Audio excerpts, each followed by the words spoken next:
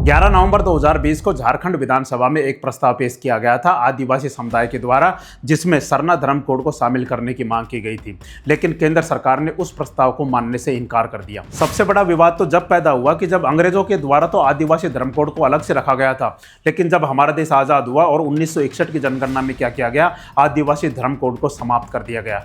1961 से लेकर आज तक आदिवासी समुदाय के लोग अपने लिए, अपनी पहचान के लिए अलग से सरना धर्म कोड की मांग करते आए हैं और वो लगातार आंदोलन और प्रदर्शन भी करते आ रहे हैं। हम देख सकते हैं कि सरना कोड नहीं तो जनगणना नहीं, ये कैसे प्रदर्शन किए जा रहे हैं। उड़ीसा में हम देख सकते हैं कि उड़ीसा में भी लगातार प्रदर्शन हमें देखने को मिल रहे हैं। इधर हम देखें तो एक आदमी ने कैसे इसको लागू करवाने के लिए कैसे प्रदर्शन किए हैं, उन्हें हम देख सकते हैं कि सरना कोड लागू करो, जीना है सरना धर्म में, मरना है सरना धर्म कोड में। इस तरीके से लगातार प्रदर्शन करते आ रहे हैं। उड़ीसा की अगर हम बात देख लें, इधर हम देख लें कि धर्म कोड नहीं तो जनगणना नहीं, तो अपने लिए अलग से अपनी पहचान और अस्तित्व और अपनी संस्कृति की रक्षा के लिए अलग से सरना धर्म कोड की लगातार ये मांग करते आ रहे हैं। अब दोस्तों एक बार फिर सरना धर्म कोड चर्चा में है, क्योंकि झारखंड के जो सीएम है हेमंत सोरेन जी, इन्होंने एक पत्र लिखा है, प्रधानमंत्री मोदी जी को पत्र लिखा है और साथ ही राष्ट्रपति महोदया को भी पत्र लिखा है और कहा है कि सरना धर्म कोड को तुरंत प्रभाव से लागू किया जाए, जिसकी वजह से क्या होगा, आदिवासी समुदाय की पहचान, सभ्यता और संस्कृति की रक्षा हो सकेगी और उनको एक अलग पहचान मिलेगी, जिसकी वजह से धर्म परिवर्तन भी रुक जाएगा। दोस्तों इनका कहना है कि जब जैन धर्म के जो मानने वाले लोग हैं उनकी संख्या इन आदिवासी जो सरना धर्म को मानने वाले लोग हैं उनसे कम है, फिर जैन धर्म को तो अलग से पहचान मिली हुई है लेकिन सरना धर्म कोड को अलग से पहचान नहीं मिली हुई है, जिसकी वजह से इनका कहना है कि सरना धर्म कोड को भी अलग से पहचान मिलनी चाहिए। हेमंत सोरेन जी के अलावा झारखंड में जो कांग्रेस के प्रदेश अध्यक्ष हैं केशव महतो कमलेश जी द्वारा, उनके द्वारा भी प्रधानमंत्री मोदी जी को पत्र लिखा गया है, राज्यपाल को पत्र लिखा गया है और साथ ही राष्ट्रपति महोदया को भी पत्र लिखा गया है कि सरना धर्म कोड को तुरंत प्रभाव से लागू किया जाए।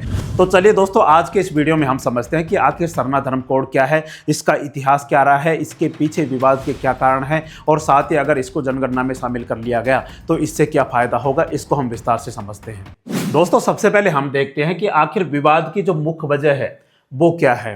दोस्तों हुआ क्या था, जब हमारे देश पर अंग्रेजों का शासन था तो उस समय क्या था, 1871 से 1951 तक की जनगणना में आदिवासियों के लिए अलग धर्म कोड था, लेकिन 1961 के जनगणना फार्म से इसे हटा दिया गया था। दोस्तों एक्चुअली होता क्या है कि जब हमारे देश में जनगणना होती है तो उसमें धर्म रखे गए हैं, 6 धर्म रखे गए हैं, उनमें से आपको एक चुनना होता है। अगर आप उन धर्मों में से किसी को पालन नहीं करते हैं तो उसमें आपको अन्य का कॉलम होता है तो उसको चुनना पड़ता है। अब 6 धर्म कौन कौन से हैं? 6 धर्म है, हिंदू हैं, मुस्लिम है, बौद्ध है, सिख है, ईसाई है और जैन है। ये 6 धर्म क्या है, जनगणना में इनका कॉलम होता है। अगर आप इन धर्मों को मानने वाले हैं तो इन धर्मों में से, जैसे हिंदू को मानने वाले हैं तो आप हिंदू को चुन लीजिए, इस तरीके से किसी भी धर्म को आप मानते हैं तो उसको चुन लीजिए। अगर आप इन धर्मों में से किसी को भी नहीं मानते हैं तो क्या होता है, जनगणना में एक अन्य का कॉलम होता है, तो आप क्या कीजिए, अन्य का कॉलम चुन लीजिए। अब दोस्तों क्या हुआ कि जब 2011 की जनगणना हुई तो उसमें 50 लाख से अधिक ऐसे लोग थे जिन्होंने किसको चुना था, अन्य को चुना था, और उसमें क्या लिखा था, सरना धर्म कोड लिखा था, सरना धर्म कोड लिखा था कि इनका मानना है कि हम तो सरना धर्म कोड को मानते हैं, जिसकी वजह से क्या किया जाए, अब इन 6 धर्मों के साथ सरना धर्म कोड को भी लागू किया जाए।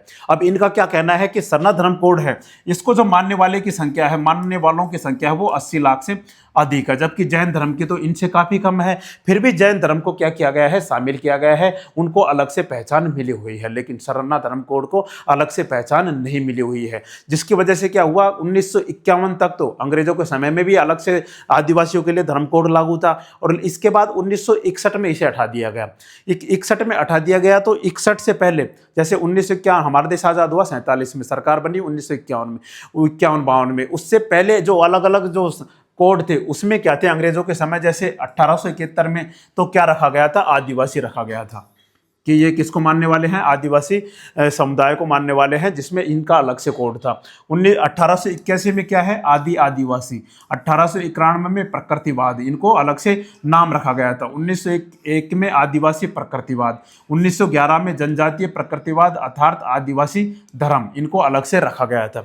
1921 में पहाड़ी एवं वन जनजाति रखा गया था, 1931 में आदिम जनजाति रखा गया था और 1941 में आदिवासी इनको रखा गया था। तो इन इनके लिए अलग से कोड रखा गया था, लेकिन अब क्या किया गया, 1961 में बिल्कुल ही समाप्त कर दिया गया और इनको अब क्या करना पड़ता है, अन्य का कॉलम भरना पड़ता है, जिसकी वजह से इनका साफ कहना है कि ये तो हमारी पहचान के साथ एक तरह से क्या है, खिलवाड़ है, कि अब तो हमारी कोई पहचान ही नहीं रह गई है, क्योंकि इन धर्मों के अलावा तो कोई अलग से कोई धर्म रखा ही नहीं गया है, जिसकी वजह से अन्य का कॉलम चुनना पड़ता है।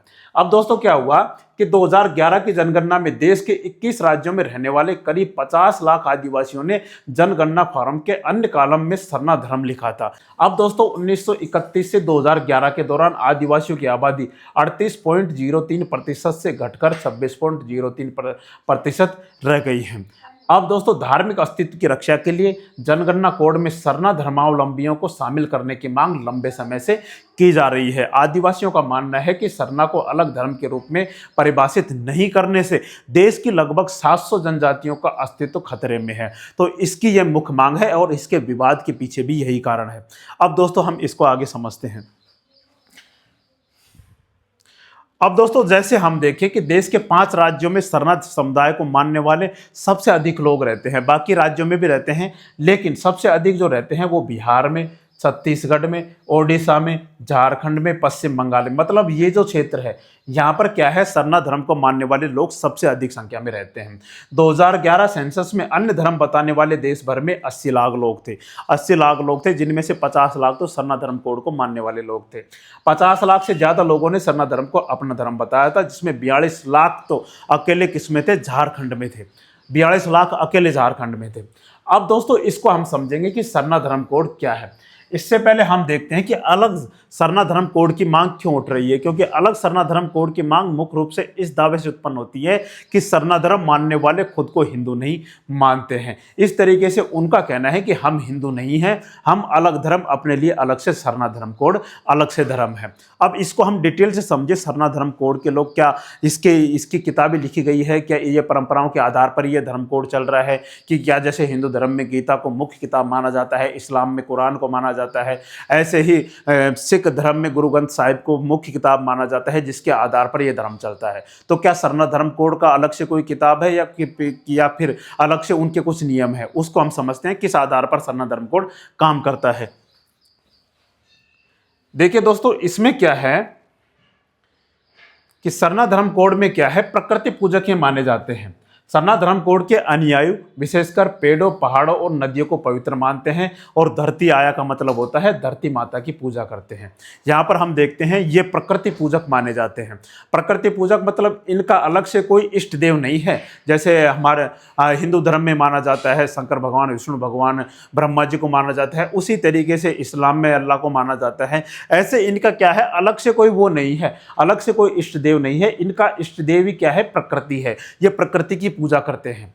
साथ ही दोस्तों अगर हम देखें तो इनका कोई भी ग्रंथ नहीं है। यह धर्म, यह वेदों, पुराणों, कुरान या बाइबल पर आधारित नहीं है, बल्कि यह पारंपरिक आदिवासी ज्ञान और मौखिक परंपराओं से चलता है। जैसे दोस्तों पहले कहा गया था कि जैसे जो वेदों की उत्पत्ति हुई थी और उसके बाद जो वेदों का जो ज्ञान था वो क्या था, मौखिक आधार पर था। शुरुआत में जब ईसा से काफ़ी समय पहले जब वेद लिखे गए थे तो उससे पहले क्या था, मौखिक आधार पर ज्ञान था, कि जैसे एक पीढ़ी से दूसरी पीढ़ी में श्रुतियों के आधार पर चलता था। जैसे हमने कहानियाँ सुनी, उसके बाद अगली पीढ़ियों ने उनके मुँह से कहानियाँ सुनी, या उनके जो विचार थे उनको सुने, या उनकी जो परंपराएं थी उनको सुने। तो मतलब लिखित में कुछ नहीं था। उसके बाद वेद लिखे गए उन जनश्रुतियों के आधार पर। इसके बाद दोस्तों क्या हुआ, इनका भी यही है कि यह कोई लिखित में कोई अलग से किताब नहीं है। इनका क्या है कि अलग से, बल्कि पारंपरिक आदिवासी ज्ञान और मौखिक परंपराओं से चलता है, जो आदिवासियों का ज्ञान है, और साथ ही एक से दूसरी पीढ़ी के द्वारा जो सुनते चले आ रहे हैं, जो ज्ञान और कहानियां और जो परंपराएं सुनते आ रहे हैं, उसी के आधार पर यह धर्म चलता है। इनका पूजा स्थल क्या है, इनका पूजा स्थल क्या कहलाता है, सरना स्थल कहलाता है, जो अक्सर साल के पेड़ों का एक छोटा समूह होता है, एक छोटा जंगल होता है, जिनकी ये पूजा करते हैं।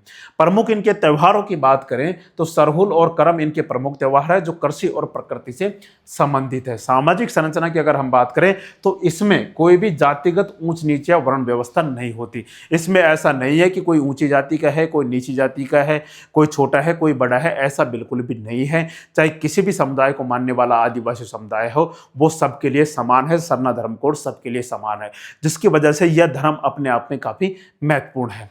अब दोस्तों इसमें आगे हम देखें कि विशिष्ट पहचान इनकी क्या है। विशिष्ट पहचान की बात करें तो आदिवासी समुदाय खुद को हिंदू नहीं मानते हैं और उनकी अपनी अलग सांस्कृतिक धार्मिक पहचान है।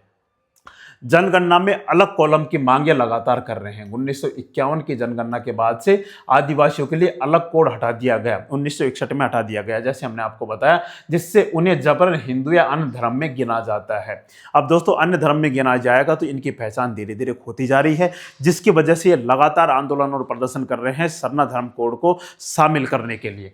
अब दोस्तों धर्मांतरण पर रोक, इनका मानना है कि अगर सरना धर्म कोड लागू कर दिया गया है तो सभी आदिवासी समुदाय के लोग इसी धर्म में रहेंगे। अगर ऐसा नहीं किया गया तो धीरे धीरे क्या होते जा रहे हैं, ये कन्वर्ट होते जा रहे हैं। कोई हिंदू बन गया, कोई ईसाई बन गया, कोई इस्लाम में कन्वर्ट हो गया, कोई बौद्ध जैन सिख ईसाई बन गया, ये लगातार कन्वर्ट होते जा रहे हैं, जिसकी वजह से इनकी संख्या घटती जा रही है। अगर ये धर्म कोड लागू हो गया तो धर्मांतरण काफी हद तक खत्म हो सकता है, काफी हद तक रोक सकता है।